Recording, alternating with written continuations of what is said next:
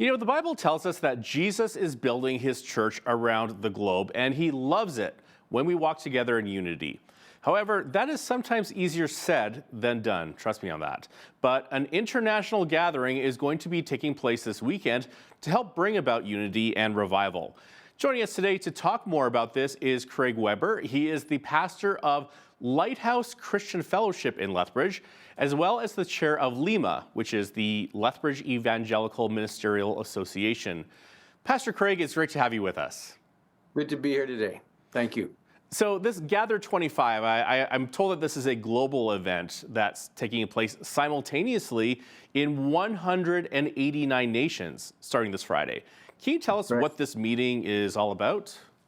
Yes, well, Global 25 is a 25-hour live stream global gathering of the church around the world, as you said, for prayer, worship, repentance, and commissioning.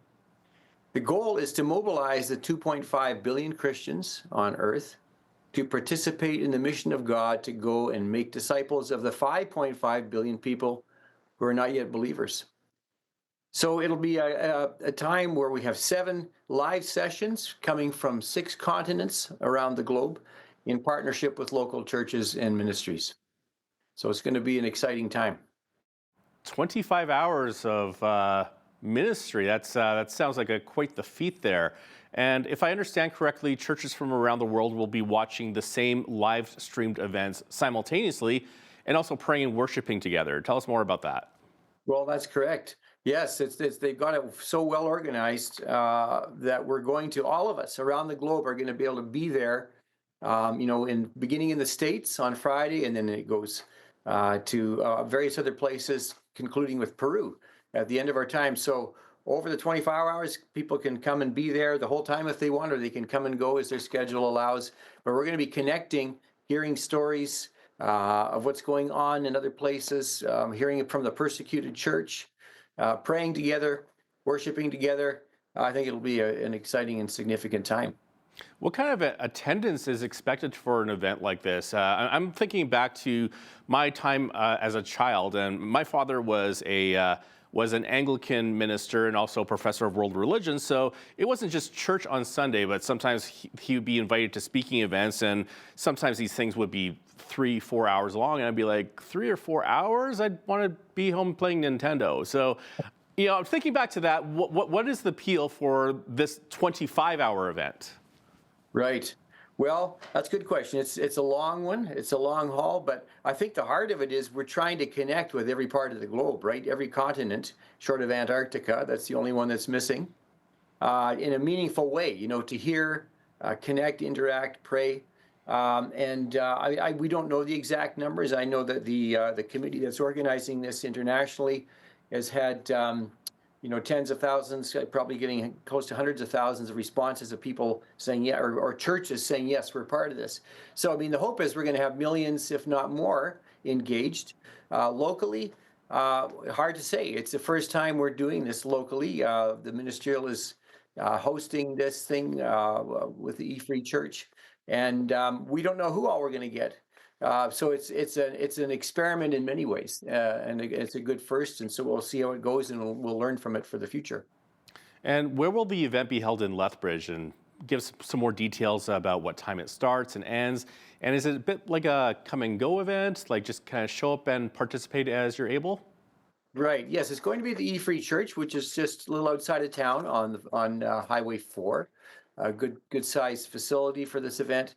And there's going to be coffee and refreshments there through the whole time, so people can come and just relax and take in. If you've got the diehards who want to be there the whole time, maybe the younger set can do that. Otherwise, you're welcome to come at any point. It begins Friday night at 6 o'clock. The first session is from North America, the United States. It's a 4-hour session, and then from there, we go to New Zealand for the next 3 hours, and we carry on through the night to Malaysia, Romania, Rwanda, the UK, and finally in Peru. And throughout the night, there are going to be sessions coming in from the persecuted church in different regions around the world.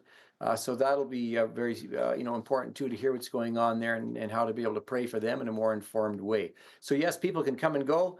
They can bring some snacks if they like, and for the time. Fellowship together. There'll be a prayer room that people want to go and just have a little quiet time to pray as well. Yeah, I'm looking forward to the time together and hoping to be there for as much of it as I can myself. And I understand that Gather 25 is also encouraging people to invite some friends and neighbors or host a watch party in your own home. It's available online and it's a great opportunity to gather with fellow Christians. So talk more about that. Yes. Well, again, we're hosting this, just encouraging as many to come as can to the E-Free Church together. We're seeing this as a great time locally to do something together, a step of unity together. But yes, definitely, you can access their site, Gather 25, and go there, and you can do something in your own home and invite some friends. Any local congregation can do something for their own congregations as well. So it's easily accessible and can be participated in a variety of ways. Again, we see this as a good step to draw the church together locally to be a part of the church globally with what's happening. And you touched on this already, but tell us a little bit more about the end goal. And do you think a single event like this can bring about tangible change? Yes, well, the end goal, it starts a while back. God made a promise to Abraham when he called him. He said, "I'm going to, through your seed, that's through your descendant, a particular descendant, that would be Christ. Uh, I want to bless all the nations, all the families of the earth, and Christ, of course, is that descendant, and through him, God, his heart is for everyone, all the nations, all the families of the earth to be blessed. And as we've heard, there's a good majority, a good chunk of the population that knows him, but there's a lot left to reach. And so the goal, I believe, is to unify the church in a greater way to be more effective in that mandate that he gave us to disciple all nations. Yeah, you touched upon unifying the church today, and I want to talk about that a bit more because I've noticed that earthly family units do have squabbles from time to time, and sometimes these are often about petty things as well. But what are some of the areas that churches in the tend to clash about? Well, I mean, there's different levels, right, of clash points, flashpoints. A lot of it can be just differences of tradition, differences of history, practices, in worship styles, in just a basic church service. What does that look like? How does that happen? And often we're unfamiliar, and what we're unfamiliar with, we can be a little bit insecure about, and so those can be things, small things that can kind of get in the way. Sometimes there are deeper issues, hard issues that come into play from history, from congregation to congregation, and those things need to be looked at and addressed if possible by the Lord's leading. But often, and sometimes there are theological things, and again, they tend to be the things that are not as important as the main things. They can be about, how is it all going to end, eschatology or things like that, which unfortunately can be a little divisive, but in the big picture really don't need to be, because the Lord himself, his commission, the gift of righteousness that he's given to all of us, relationship with the Father on earth and eternally, those are the things that really matter. And those are the things that we're, want to foster and build together and minimize those things where we see some differences. We're all, even a husband and wife, speaking of family, don't see everything eye to eye, even though they're building together a life in unity with their families. It's pretty hard to get two people on the earth to agree on every single issue. So we have to leave some of those on the outside and work together on the things that are in the bullseye. And disunity will often affect an earthly family's function, and there's many examples of that. How does disunity in the family affect the global church's function? Well, yeah, disunity is a problem, and it doesn't mean everybody has to be doing exactly the same thing, see everything eye to eye. It means actually a key part of unity is harmony, and working together. The picture of the body that we have in the Word as a picture of His church is a single entity, but it has many parts that do different things. We've got the eye that functions for vision. We've got the legs and the feet that carry the body around, and we could not do without any one of those. And I think that the more we can see our part and value the other parts, And the more coordinated we can be together, if you've got an eye here and a hand here, if the church is not united in who it is, you've got a spastic body, as it were, a handicapped body trying to do something. So the more we can be together in who we are, the more effective we're going to be, absolutely, in accomplishing the mandate that God has given to us. And as we're going through this interview, one Bible verse that just kind of like came to my mind. We don't wrestle against flesh and blood, but against powers and principalities, and I can't remember the rest right now, but what are some practical things we can do as Christians to walk in unity? Well, I mean, prayer. Paul, in that very passage where he spoke of that warfare and this battle at a higher level, he said, besides having your armor on that God has given to us, pray. Prayer is such a key thing, and that's, of course, a big part of what this weekend is going to be about. And that's something we can do for building unity here ourselves. Pray for unity. Pray for one another. Other things that I think that are key in unity is the building of relationship, particularly with leaders, pastors of congregations. Trust is such an important thing. And when you trust somebody, some of the other things don't matter so much. When you trust their heart, when you trust their loyalty, we're together, that goes a long way, and the differences minimize. So I think building trust together, particularly with leaders, because when leaders trust each other, then the congregation can say, well, your friend is my friend. If you trust him, we trust him, and that can go a long ways. Sometimes events like this one, or we have in the city, we have a regular a church service around New Year's of every year, where a number of congregations gather together to worship and pray and have communion together. Things like that can be a great way to build, because it just kind of takes down those walls. You get to know some other people, and we've had some great times together that way.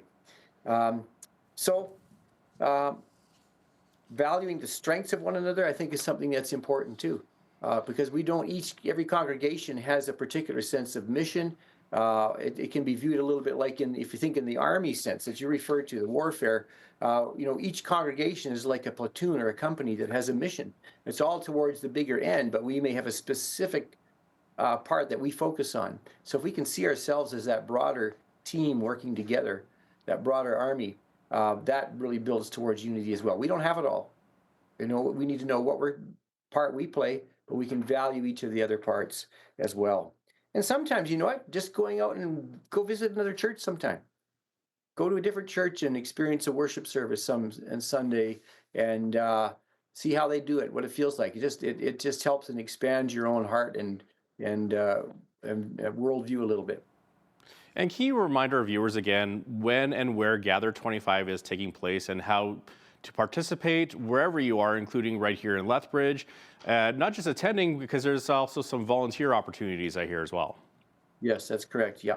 So again, it's happening around the world. I think in various cities across North America and the world, there will be gatherings like ours, which again is taking place at the E-Free Church, starting Friday night at 6 p.m.